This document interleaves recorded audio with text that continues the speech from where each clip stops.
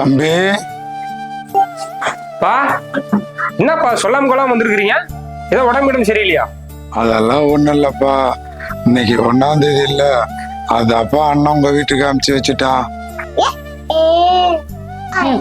இது வேற வந்துருச்சா?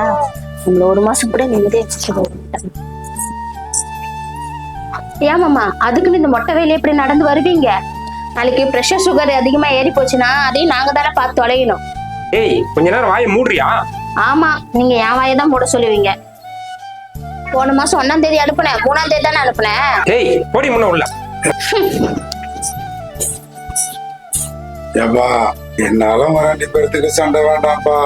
நான் வேணா எங்கேயாவது போயிடுறேன்ப்பா.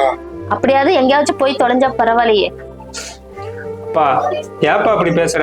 இதுக்கப்புறம் நீ எங்கேயும் போக வேணாம்ப்பா. நீ என் கூட இருப்பா, நான் உன்னை பாத்துக்கிறேன்ப்பா. என்னால உனக்கு எதுக்குப்பா சிரமம்?